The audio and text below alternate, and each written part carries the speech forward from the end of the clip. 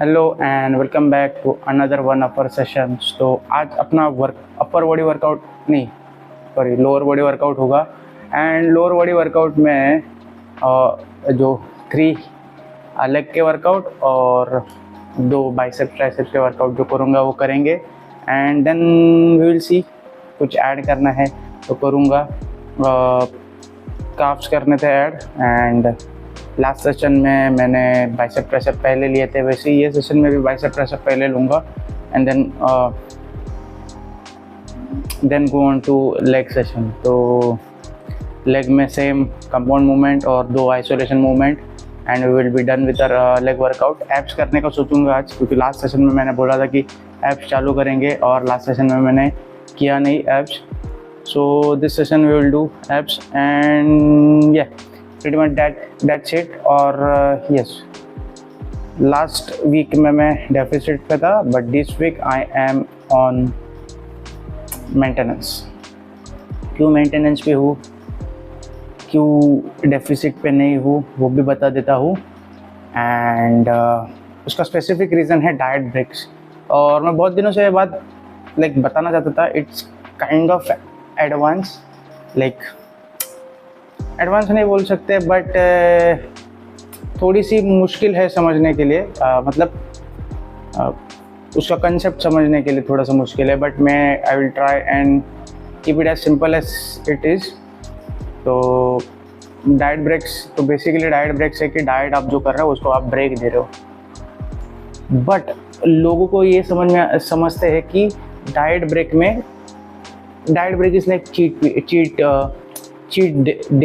Cheat meal, उसकी तरह सा, मतलब उसकी तरह लगता है उसको। तो एक्चुअली वैसे होता ही नहीं है। डाइट ब्रेक से ये होता है कि अगर आप बहुत टाइम से डेफिसिट पे हो and you have lost a significant amount of weight, 10 kilo lose किया है। मॉर्बिडली ओबिस नहीं बोल रहा हूँ, बट एक जनरली आप ओबिस लेवल पे हो and you lose around 10 kilos, 80-90 kilos पे हो, और आप 10 किलो लूज़ करे उसमें। एंड यू देन, क्योंकि 10 किलो लूज़ करने के लिए बहुत टाइम लगता है ना, तो आप 10 किलो लूज़ करने के बाद थोड़ा सा डीमोटिवेट फील करना चालू हो जाते हो। You are down in the dumps और एनर्जी नहीं होती, क्योंकि आपने 500 कैलोरीज का डेफिसिट एक पीरियड ऑफ टाइम के लिए आपने कंटिन्यू किया। तो 10 किलो लूज़ करने के लिए 20 वीक्स लगेंगे 500 कैलोरीज के हिसाब से। तो 20 वीक्स के बाद you have to get back on maintenance. एक जनरल आइडिया होता है 1 वीक या 2 वीक, जितना आपको टाइम लगता है रिकवर होने के लिए। बट यूजुअली 1 to 2 वीक्स में उसको 1 वीक से ज़्यादा नहीं करना है। 2 weeks if you are really suffering, that's max. तो अल्टीमेटली ये होता है कि डाइट मतलब अपना कैलोरी डेफिसिट जो होता है उसके लिए हम लोग ब्रेक लगाते हैं कि भाई थोड़ा टाइम रुको, उसके बाद मैं इंक्रीज़ करूँगा अपना मतलब थोड़ा सा इंक्रीज़ करूँगा और वापस then I will go back to maintenance phase. तो डाइट ब्रेक्स के देखो, डाइट ब्रेक अगर आप कर रहे हो तो ना, सबसे पहले एक तो मेंटली फ्रेश हो जाते हो आप, क्योंकि थोड़ा सा खाना बढ़ जाता है, मेंटल फटीग जो होती है अपनी वो रुक जाती है। तो वो एक प्लस पॉइंट है डाइट ब्रेक का। और दूसरी बात ये है कि आपको रीइवेल्युएट करने का चांस मिल जाता है कि भाई एक सिग्निफिकेंट अमाउंट ऑफ वेट अपने लूज़ किया है, इसका मतलब आपका टोटल डेली एनर्जी एक्सपेंडिचर है वो भी थोड़ा सा कम हुआ रहेगा। तो आपका मेंटेनेंस है ना, मेंटेनेंस फेज, तो उसको रीइवेल्युएट करने के लिए आपको एक चांस मिल जाता है डाइट ब्रेक्स में। तो ऐसे नहीं होता कि 10 किलो लूज़ करने के बाद आप बाद में ये हो जाता है कि आपने जितना डेली कैलोरिक इंटेक रखा है उतना ही आपका टीडी हो जाता है, और 10 किलो लूज़ करने के बाद आप स्टक हो जाते हो। तो वैसे नहीं होगा। आपको मेंटेनेंस पे जब भी आप जाओगे तो वो 1 वीक में क्या चेंजेस, अगर आप ट्रैकिंग अच्छे कर रहे हो तो क्या चेंजेस हो रहे हैं वो आपको समझ जाएंगे। एंड उसके हिसाब से वापस जब भी आप डेफिसिट पे जाओगे तो उसको हेल्प करने में मदद हो जाती है। Mostly diet breaks are good mentally. तो मेंटली स्ट्रांग रहने के लिए, मेंटली स्ट्रांग नहीं, मेंटली मोटिवेटेड रहने के लिए डाइट ब्रेक्स काफ़ी इम्प्रूवमेंट लेके आ सकते हैं। लॉन्ग टर्म अगर आप वेट लॉस कर रहे हो, it's good for that. Short term के लिए it doesn't matter. Short term अगर आप कर रहे हो like you are going to drop 2 to 4 kilos इन लाइक 8 weeks और 6 weeks, तो डाइट ब्रेक्स करके कुछ मतलब है नहीं। एंड यूजुअली डाइट ब्रेक मतलब चीट मील नहीं है। अगर समरी देखा जाए तो चीट मील नहीं है, चीट डे नहीं है, चीट पीरियड नहीं है। You have to eat in whatever you are eating, but with slight more calories, that's it, nothing else. तो डेफिसिट में नहीं जाने वाले हो, you are going to eat at maintenance. तो यस, ये मैं यूजुअली किसी को बताता हूँ नहीं, क्योंकि क्या है 4 वीक वर्कआउट करने के 4 वीक डाइट करने के बाद दे आर लाइक मैं यार डाइट ब्रेक लेना पड़ेगा, 4 वीक हो गए। क्योंकि ये मैं खुद भी कर देता हूँ, but I don't continue my diet break, I stop and then start again. तो अभी मैं 76 किलोज पे हूँ, तो आई एम नॉट वरीड। तो ये वीक अभी ख़त्म होने के बाद वापस 500 कैलोरीज के डेफिसिट पे चला जाऊँगा। ये क्यों किया मैंने, क्योंकि ये वीक नहीं कर पाया थोड़ा ट्रैवलिंग में। जैसे मैं बोला था कि लास्ट वीक से ही ट्रैवल कर रहा हूँ, ये वीक थोड़ा सा ज़्यादा हो गया। तो संडे मंडे ट्यूसडे मैं ट्रैवलिंग पे था, तो मेंटेनेंस फेज पे ही आ गया था मैं। थैंकफुली मेंटेनेंस से ज़्यादा नहीं हुआ, तो as long as I am not in surplus it's a win for मी।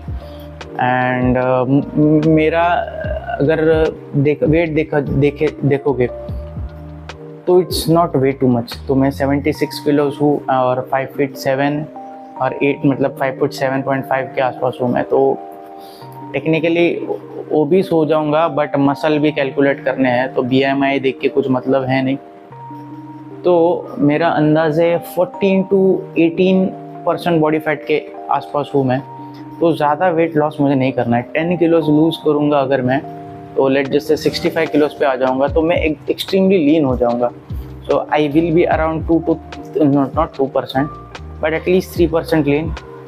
तो इसलिए उतना 3% नहीं, मैं ज़्यादा ही बोल रहा हूँ, एटलीस्ट 5 to 10% लीन के आसपास बीच में रहूँगा। उतना एक्यूरेट हूँ नहीं मैं कि लाइक मैं खुद डेक्सा स्कैन हूँ नहीं कि इतना एक्यूरेटली बता सकता हूँ, और डेक्सा स्कैन भी उतना एक्यूरेट होता नहीं है, बट या इट्स क्लोज प्लस माइनस 5%। तो 5% is a huge amount when it comes to body fat.